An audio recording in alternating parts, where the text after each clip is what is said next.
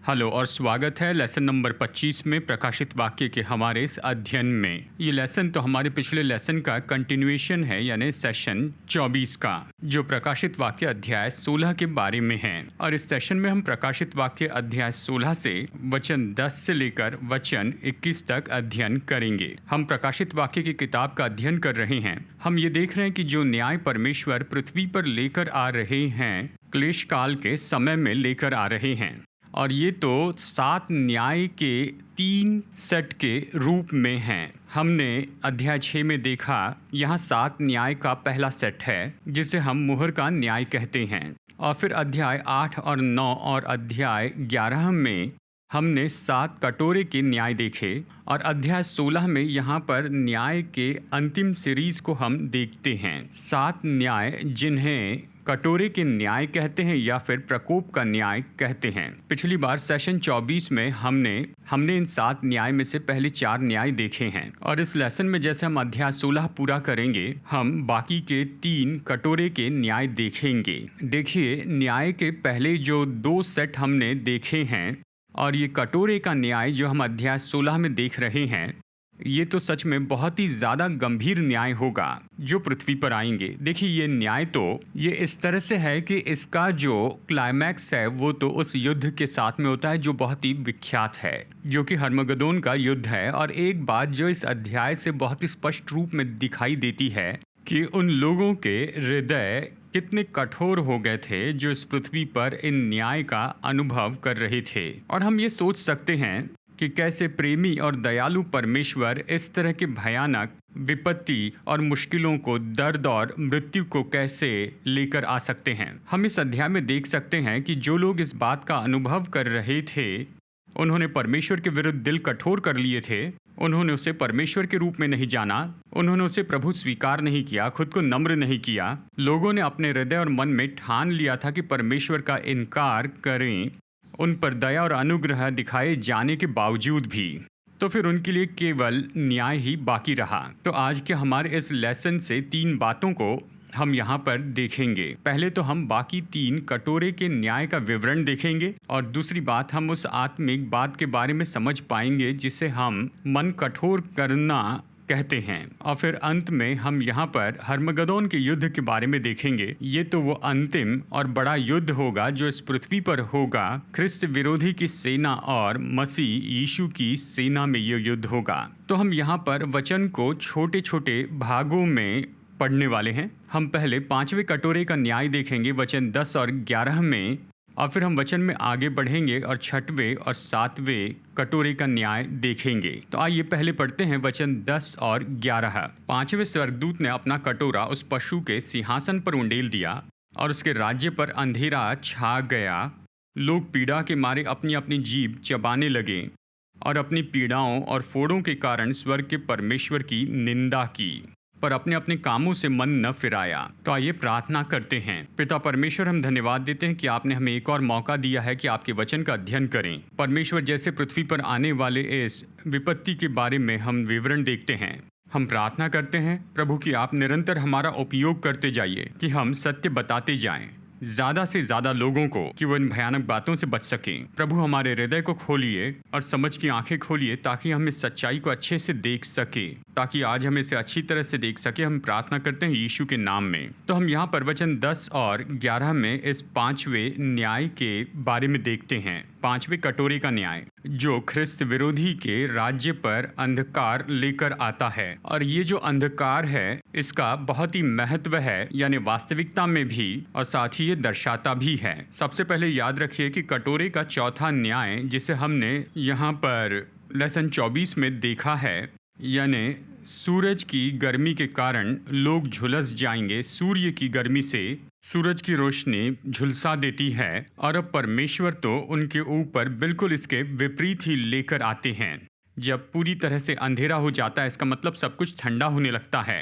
अब देखिए, उपमा के रूप में भी ये महत्वपूर्ण है कि प्रभु की जो सच्चाई है, यीशु मसीह के वचन में उसकी जो सच्चाई है, उसे हमेशा वचन में ज्योति के रूप में बताया है। यीशु ने खुद के बारे में कहा कि वो जगत की ज्योति हैं, और फिर वो अपने अनुयायी विश्वासियों के बारे में कहते कि तुम जगत की ज्योति हो। भजन संहिता 119 बताता है कि परमेश्वर का जो वचन है वो तो मेरे पाँव के लिए दीपक है और मेरे मार्ग के लिए उजियाला है। ये तो ऐसी उपमा है जो वचन में बार बार बताई गई है। अब इस बात को याद रखिए कि जो ख्रिस्त विरोधी है वो खुद को सच्चा मसीहा कहता है कि वो सच्चा मसीहा है, और इससे बेहतर मार्ग और क्या होगा कि परमेश्वर उसे झूठा साबित करें और उसके राज्य को पूरे अंधकार में डाल दिया। और हमने ये देखा कि कटोरे के ये जो शुरू के 4 न्याय हैं वो तो बिल्कुल वैसे न्याय के जैसे हैं जो कि परमेश्वर ने मूसा के समय में मिस्र पर लाए हुए थे।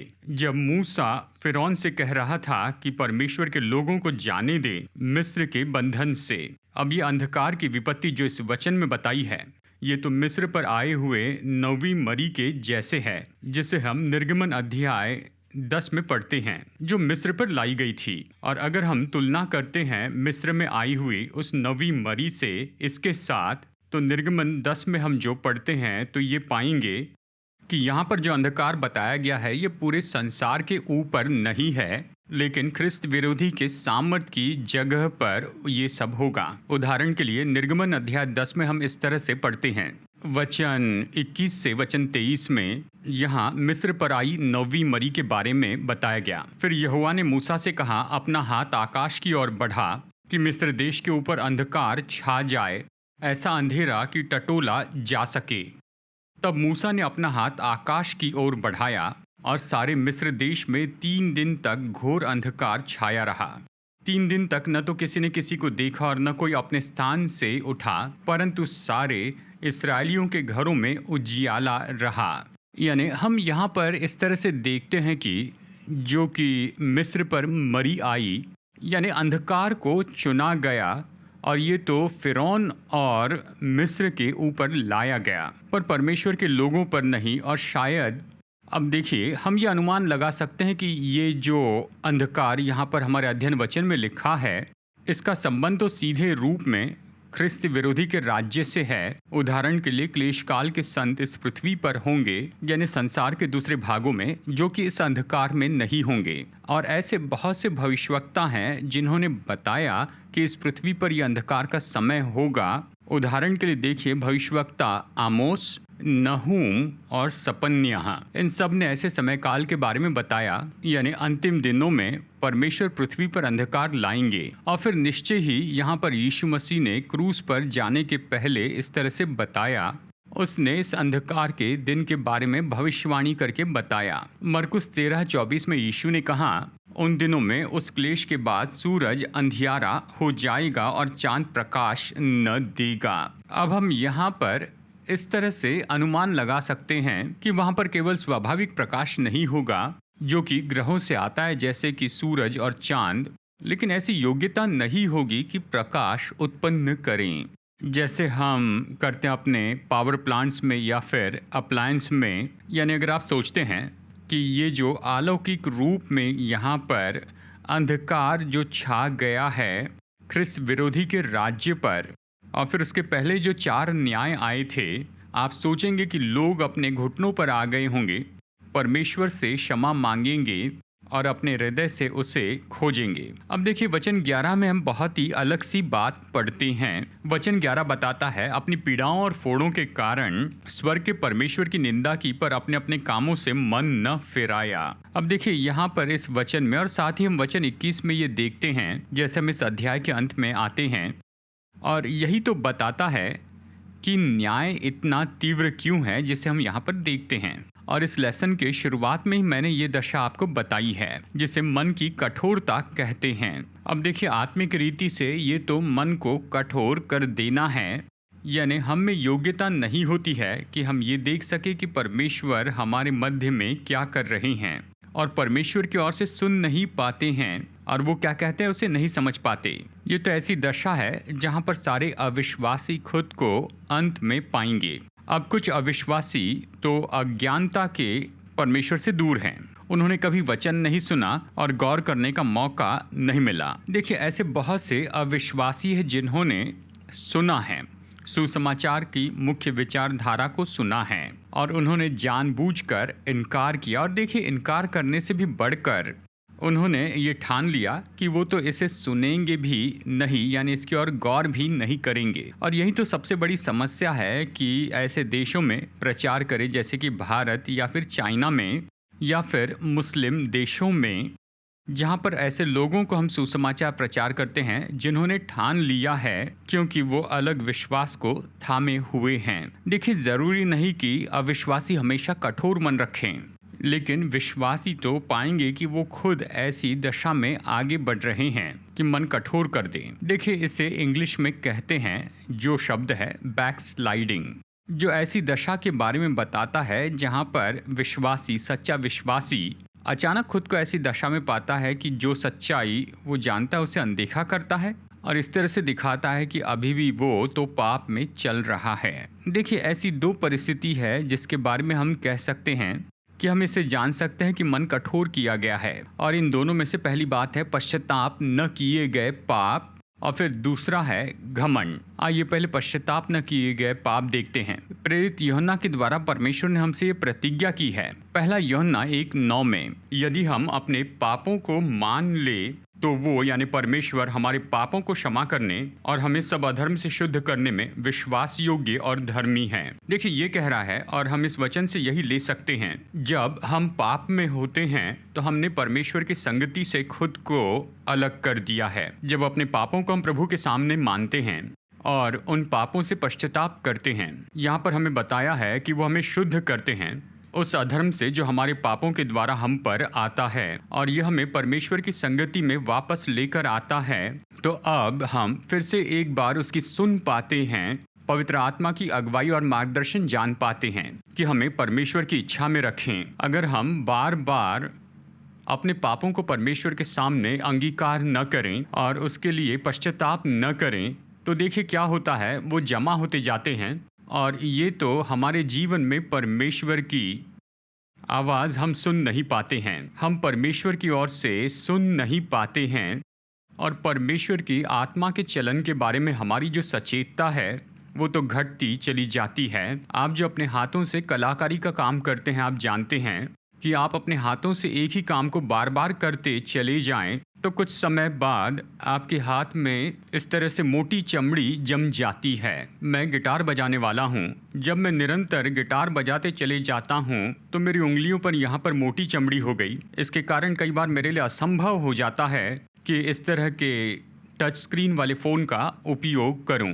बिना अंगीकार किए पाप को बार बार दोहराते जाना, यह हमारे हृदय पर इसी तरह का प्रभाव डालता है। हृदय कठोर हो जाता है, कड़क होता है और फिर प्रभु के लिए हम सचेत नहीं होते हैं। वचन इसके बारे में ये भी कहता है, यानी हमारे हृदय जो है वो दागे जाते हैं, जैसे कि गर्म लोहे से किसी पर निशान लगाते हैं। जब किसी पेशेंट का ऑपरेशन करना पड़ता है और उन्हें ब्लीडिंग रोकना है कुछ ब्लड वेसल्स से, तो ऐसे इंस्ट्रूमेंट का वो उपयोग करते हैं जो दाग देता है। उन वेसल्स को दाग देते हैं ताकि खून बहना बंद हो जाए। प्रेरित पौलुस यहाँ पर इसी तरह की कल्पना का उपयोग करता है और वो इस तरह से बताता है कि अंतिम दिनों में क्या होने वाला है, जहाँ पर बहुत से विश्वासी विश्वास को छोड़ देंगे और वो निरंतर पाप में बने रहेंगे, उन पापों का अंगीकार नहीं करेंगे और इस हद तक कि उनका विवेक दागा जाएगा मानो गर्म लोहे से दागा गया हो। देखिए, पहला तिमोथी अध्याय 4 में वचन 1 में यहाँ पर वो कहता है, परंतु आत्मा स्पष्टता से कहता है कि आने वाले समयों में कितने लोग भरमाने वाली आत्मा और दुष्टात्माओं की शिक्षा पर मन लगाकर विश्वास से बहक जाएंगे। ये उन झूठे मनुष्यों के कपट के कारण होगा जिनका विवेक मानो जलते हुए लोहे से दागा गया है। अब देखिए, ये तो ऐसी परिस्थिति है जो कि सभी लोगों की होगी, चाहे विश्वासी हो अविश्वासी हो।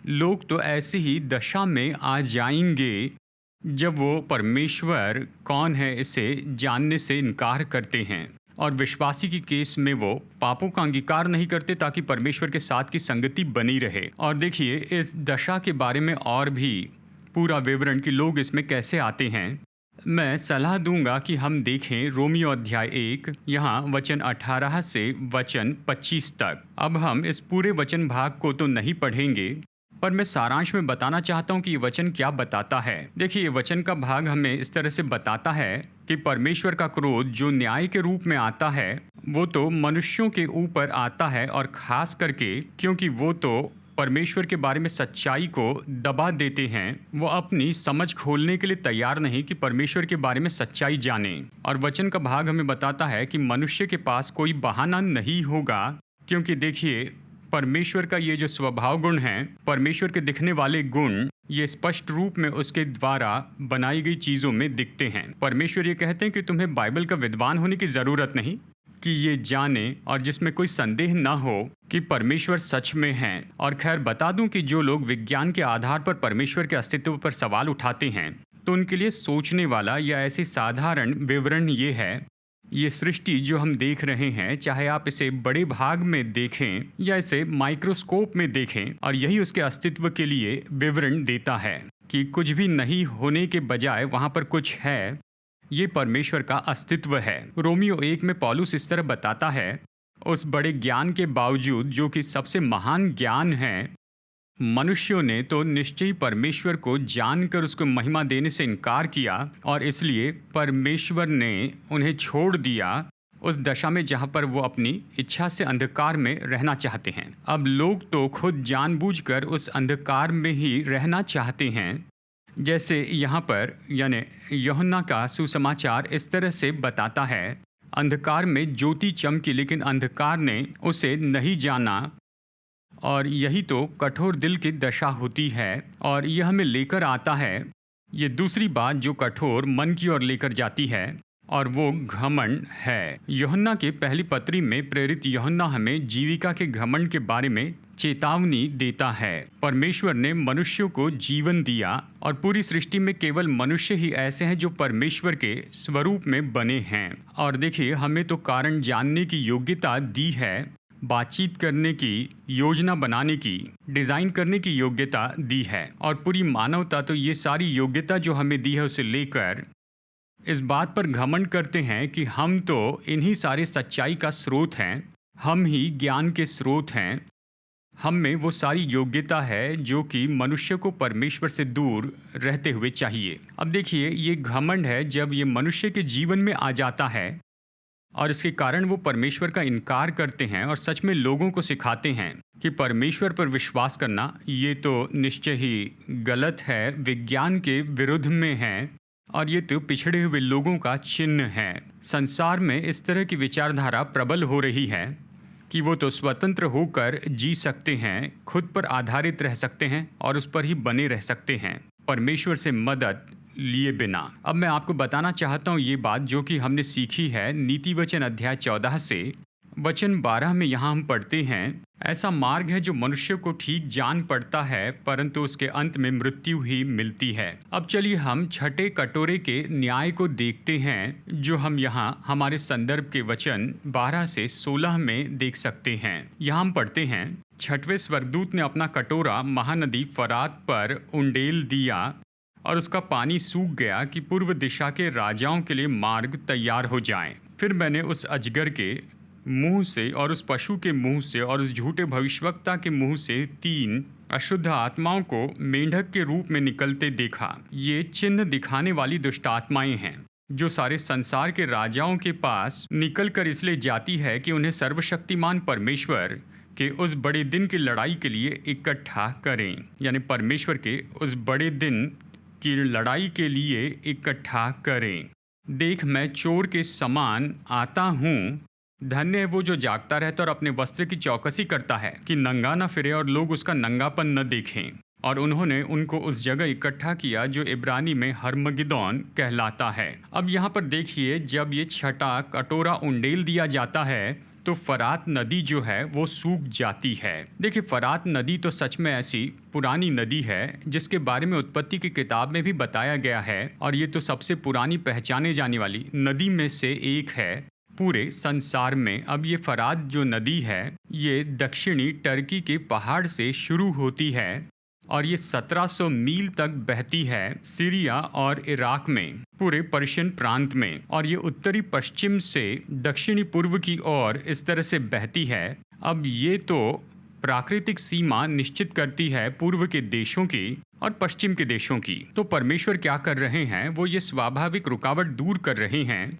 यानी यहाँ पर देखिए, इस तरह से हम पढ़ते हैं कि पूर्व के जो राजा हैं और ये उन्हें पश्चिम की ओर पहुंच देगी जो कि इस्राएल का देश है। देखिए, यहाँ पर जिस तरह से बताया गया वो ये है कि ये जो हर्मगिदोन का युद्ध है ये तो पूरे संसार की सेना को जमा करेगा। अब यहाँ पर परमेश्वर क्या कर रहे हैं, ये सुविधा उपलब्ध करवा रहे हैं कि पूर्व की जो बड़ी सेना है वो इस जगह पर आ जाएं, जिसे हर्मगिदोन के नाम से जाना जाता है। असली भाषा में इसका जो विवरण दिया गया है, जो इस तरह से बताता है कि पूर्व दिशा के राजाओं के लिए मार्ग तैयार हो जाए। इसका सही अर्थ है कि ऐसे देश के राजा जहां सूर्य उदय होता है। अब हम यहां पर देखते हैं कि पूर्व के बड़े राजा जब इस्राएल के संबंध में हम पढ़ते हैं वो हो सकते हैं चीन, भारत और जापान। और दिलचस्प बात यह है कि जो हम 20वीं और 21वीं सदी में देखते आ रहे हैं कि ये जो तीन देश हैं ये बड़े वर्ल्ड पावर के रूप में उभर कर आए हैं। अब देखिए, 2018 तक उदाहरण के लिए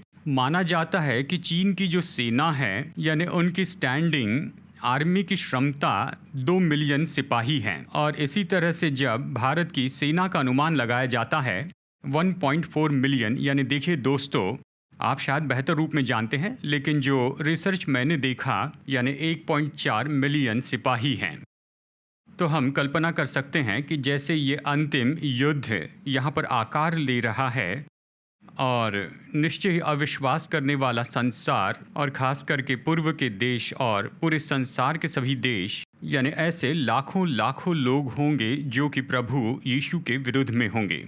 ये सभी लोग निश्चय ही इस जगह पर लाए जाएंगे, जैसे कि हम वचन में देखते हैं हर्मगिदोन में। देखिए, हर्मगिदोन के बारे में जो बताया गया ये बिल्कुल असली ऐसी जगह है इस्राएल में। अब ये जगह तो बाइबल में दूसरे नाम से भी जानी जाती है, मगिडो की तराई या यिज्रेल की तराई। ये तीनों नाम, यिज्रेल की तराई, मगिडो की तराई, हर्मगिदोन, ये एक ही जगह के बारे में कहते हैं। और ये तराई ये शुरू होती है इस्राएल के करमेल पर्वत से। अगर आप देखें इस्राएल के नक्शे को, यानी एक ऐसा पॉइंट है या कहिए हाइफा के जगह पर जहां करमेल पर्वत है और ये तराई यहां से शुरू होती है। और खैर, मैं आपको ये बात बता दूं कि ये तो करमेल पर्वत है, यानी ये तो हाइफा के पास है। और फिर ये जो तराई है दक्षिणी पूर्व दिशा में आगे बढ़ती है मृत समुंदर की ओर। किसी के भी पास में अगर मिलिट्री का अनुभव है, अगर वो इस तराई को यहाँ पर देख ले तो वो वही कहेंगे जो एक बार नेपोलियन ने कहा था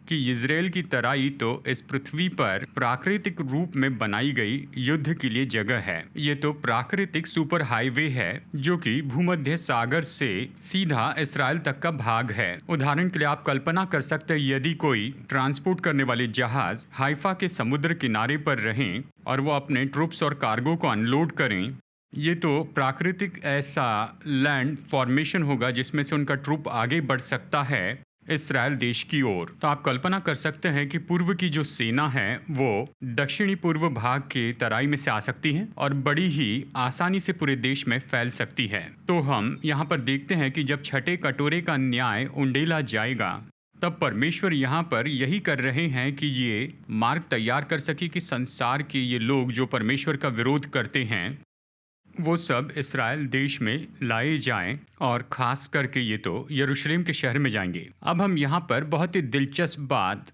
वचन 13 और 14 में बताई हुई देखते हैं। यूहन्ना तो यहाँ 3 अशुद्ध आत्माओं को देखता है जो उसके लिए मेंढक सी दिखाई दी। ये उनके मुंह से निकलती हैं जिन्हें मैंने अपवित्र त्रिएकता इस तरह से कहा है। और देखिए, ये अपवित्र त्रिएकता तो निश्चय ही है शैतान, ख्रिस्त विरोधी और झूठा भविष्यवक्ता। अब देखिए यहाँ पर इन दुष्ट आत्माओं के बारे में क्या बताया गया है। जो वचन 14 में यहाँ बताया गया है, ये कहता है ये चिन्ह दिखाने वाली दुष्ट आत्माएं हैं जो सारे संसार के राजाओं के पास निकलकर इसलिए जाती हैं कि उन्हें सर्वशक्तिमान परमेश्वर के उस बड़े दिन की लड़ाई के लिए इकट्ठा करें। अब इस वचन से हम यही समझते हैं, यही विचार कि ये जो दुष्ट आत्माएं हैं उन्होंने पृथ्वी के सभी राजाओं के ऊपर प्रभाव डाला है कि उन्हें वो प्रोत्साहित करें ताकि वो परमेश्वर की शक्तियों के विरुद्ध में युद्ध करने के लिए जाएं। और मैं विश्वास करता हूं कि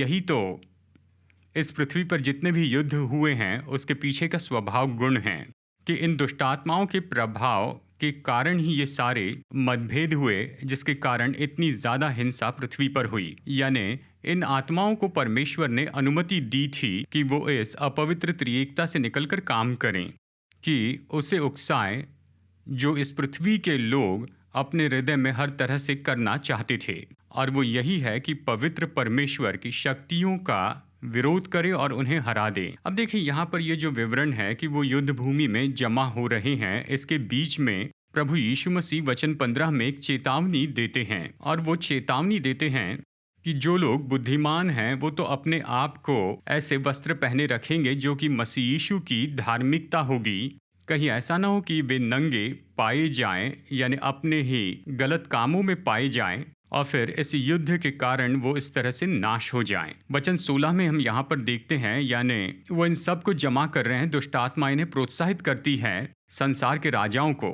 कि वो अपनी सेना के साथ इस जगह पर जमा हो जाए जो कि हर्मगिदोन है। अब ये जो युद्ध भूमि है जो कि मगिदो की तराई है, और ये तो सच में बहुत ही विख्यात जगह है ट्रुप्स को जमा होने के लिए पूरे सदियों में। और ये तो विख्यात युद्ध के लिए जगह है पूरे इस्राएल के इतिहास में। ये वो जगह जहाँ गिदोन ने मिद्यानियों को हराया था। ये वो जगह जहाँ पर डेबोरा और बाराक ने कनानियों को हरा दिया था। और ये वही जगह है जहाँ पर राजा शाऊल और जोसाया वो तो इसी जगह पर युद्ध में मार दिए गए थे। मैंने इस्राएल में से बहुत से लोकेशन से इस पूरी तराई को अच्छे से देखा है, माउंट टेबोर से और मगिडो के पुराने शहर से। और ये तो बहुत ही प्रतापी ऐसी समतल जगह है जो आप कल्पना कर सकते हैं कि बहुत बड़ी सेना उस समतल ज़मीन पर आ सकती है। और ये तो कई मील मील की ज़मीन है। फिर हम वचन 17 में आते हैं, 7वें कटोरे के न्याय में जो अंतिम न्याय है, जो वचन 17 से वचन 21 में बताया गया है। यहाँ हम पढ़ते हैं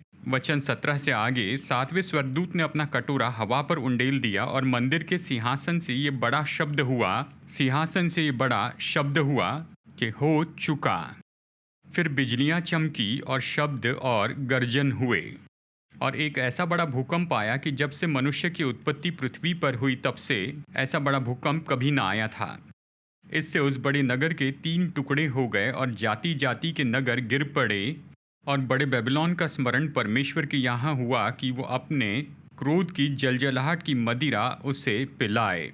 और हर एक टापू अपनी जगह से टल गया और पहाड़ों का पता न चला। आकाश से मनुष्यों पर मन भर के बड़े ओले गिरे, और इसलिए कि ये विपत्ति बहुत ही भारी थी। लोगों ने ओलों की विपत्ति के कारण परमेश्वर की निंदा की, इसलिए कि वो विपत्ति बहुत ही भारी थी। अब देखिए यहाँ पर भूकंप के बारे में बताया गया है, जैसे कि ये तो ऐसा भूकंप था जो पहले कभी नहीं हुआ, यानी मनुष्य की उत्पत्ति के समय से अब तक कभी नहीं हुआ। ये कल्पना से बाहर है। मैं तो हेटी के देश में गया था 2010 में। उस भूकंप के बाद में हम रिलीफ वर्क के लिए गए थे सन 2010 में।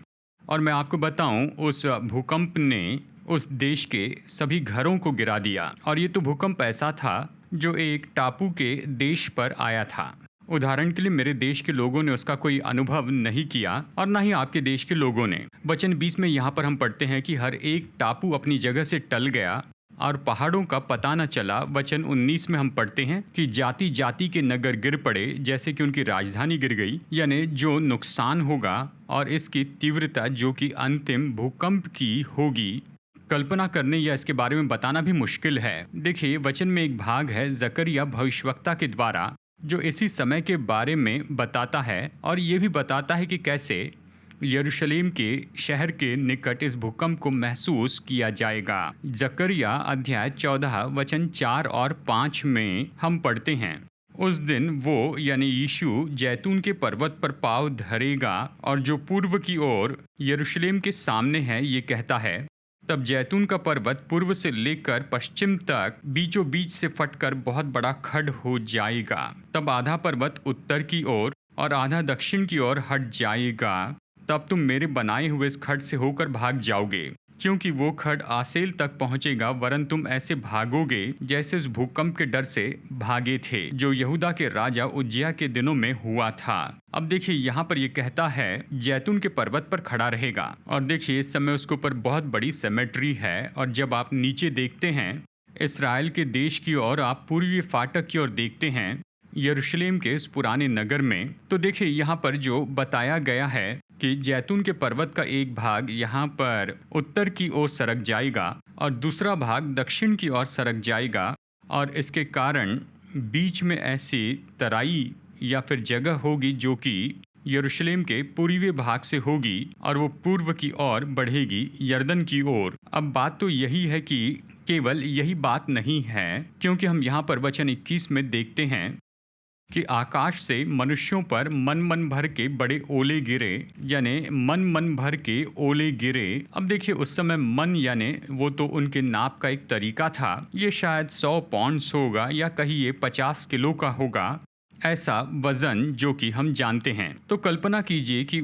ओले यानी देखिए मन भर के ओले गिरे, तो ये सच में कितने विनाशकारी होंगे। और देखिए यहाँ पर इस तरह से परमेश्वर तो उस अपने स्टोर हाउस के बारे में बता रहे हैं अय्यूब की किताब में, जो कि सबसे पहले लिखी गई किताब के रूप में जानी जाती है पूरी बाइबल में। देखिए परमेश्वर अय्यूब को अध्याय 38 वचन 22 और 23 में कहते हैं, वो इस तरह से कहते हैं, फिर क्या तू कभी हीम के भंडार में बैठा या कभी ओलों के भंडार को तूने देखा है, जिसको मैंने संकट के समय और युद्ध और लड़ाई के दिन के लिए रख छोड़ा है। परमेश्वर है, वो अंत को शुरू से ही जानते हैं। तो हम देखते हैं कि परमेश्वर अय्यूब के समय में भंडार के बारे में कहते हैं।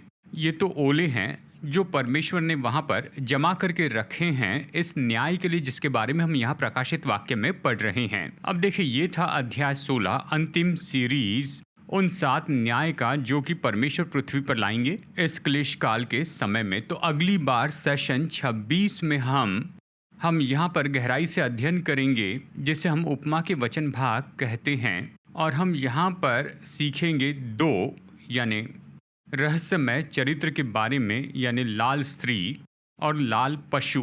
और हम यहाँ पर देखेंगे, अध्ययन करेंगे और बताएंगे कि इन उपमाओं के पीछे क्या है इस लाल स्त्री और लाल पशु के बारे में। तो चलिए अंतिम प्रार्थना करते हैं। पिता, हम आपका धन्यवाद करते हैं, जैसे हम देखते हैं कि प्रभु ये भयानक न्याय पृथ्वी के लोगों पर आएगा जिन्होंने मन कठोर कर दिए हैं। हम प्रार्थना करते हैं कि कभी भी हम ऐसी किसी भी परिस्थिति में न आए कि आपके लिए अपना मन कठोर कर दें। प्रभु, हम हमेशा सचेत रहें कि आपकी आत्मा हमसे क्या कहती है हमारे हृदय में और अपने वचन के द्वारा। यीशु के नाम में हम ये प्रार्थना करते हैं, आमीन।